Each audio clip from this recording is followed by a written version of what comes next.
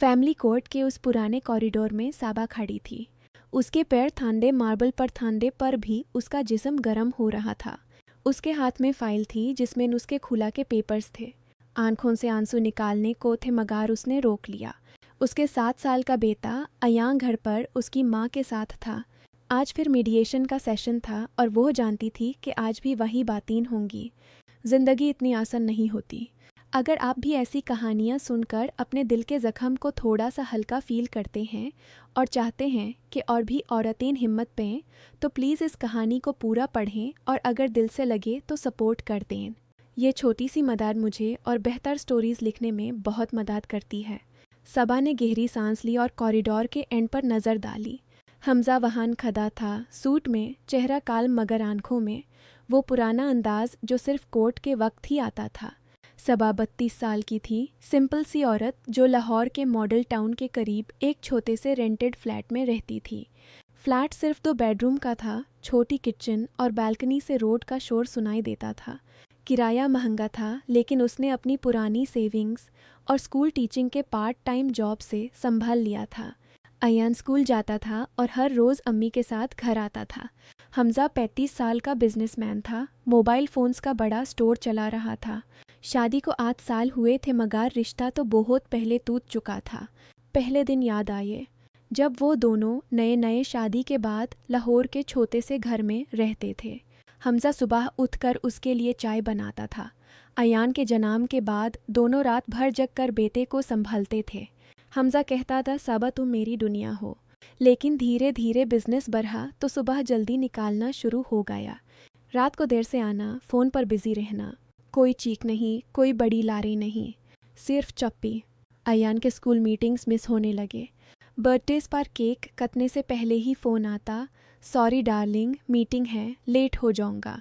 सबा wait करती, cake ठंडा होता, अयान सो जाता। एक दिन सबा ने फैसला कर लिया। उसने लॉयर से मिलकर खुला के पेपर्स तैयार किए।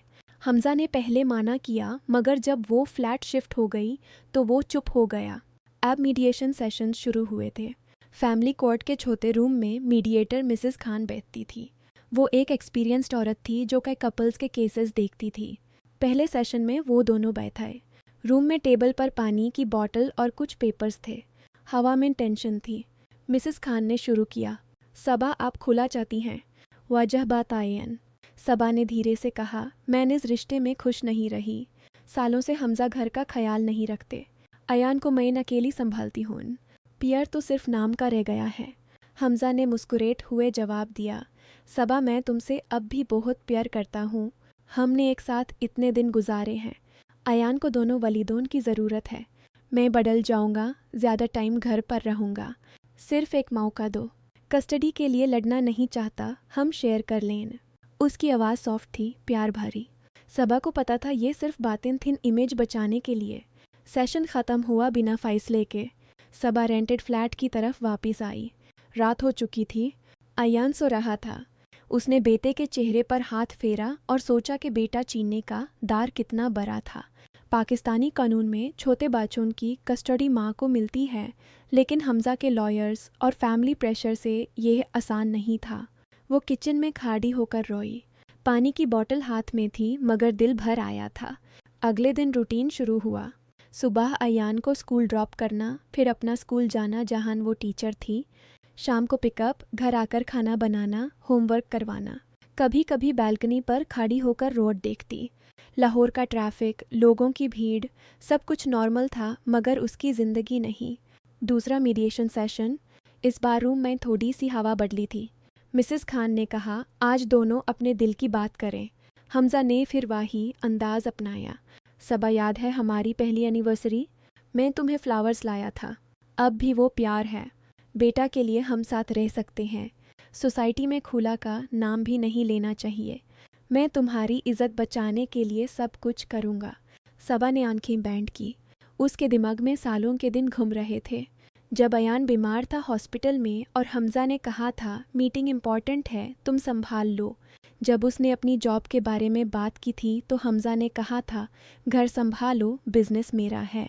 कोई बड़ा झगड़ा नहीं था, सिर्फ ये छोटी छोटी दूरियां जो जख्म बांध गई थीं। सेशन के बाद साबा लॉयर के ऑफिस गई। पेपर्स बाहर रहे थे।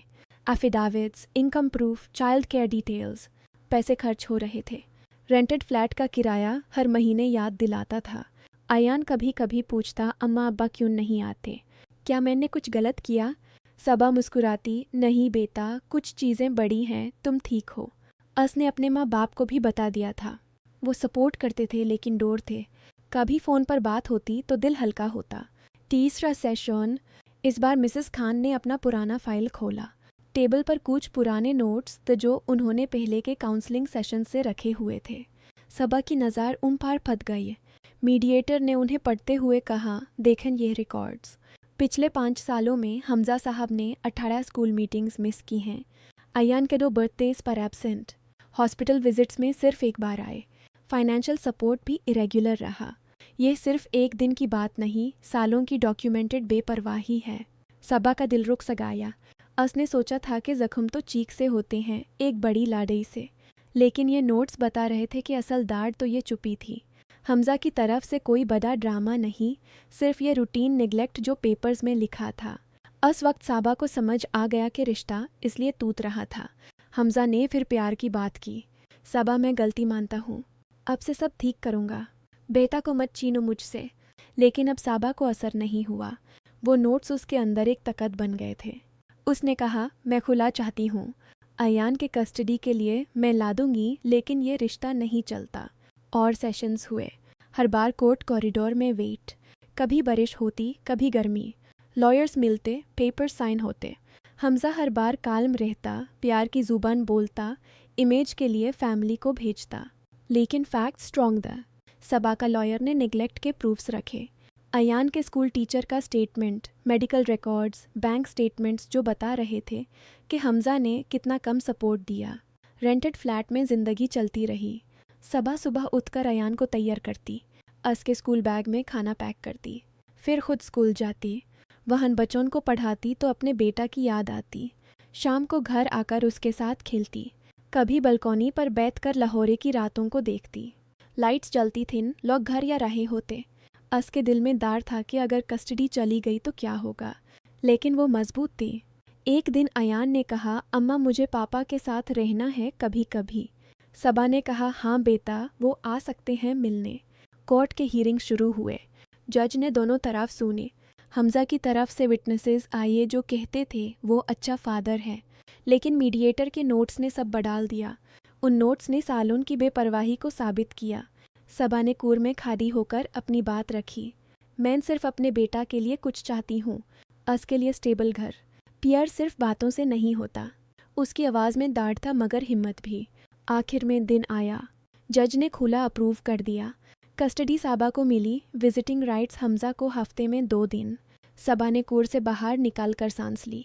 कॉरिडोर अब सुनसान था। हमजा उससे मिला। कल आवाज़ में कहा, सबा मैं बेटा से मिलूंगा, तुम ठीक रहो। कोई चीख नहीं, कोई ड्रामा नहीं, सिर्फ 2 लोग जो अलग हो गए थे। रेंटेड फ्लैट में वापस आकर साबा ने अयान को गले लगाया। बेटा, हम अब नई जिंदगी शुरू करेंगे। अयान ने पूछा, अम्मा सब ठीक है ना?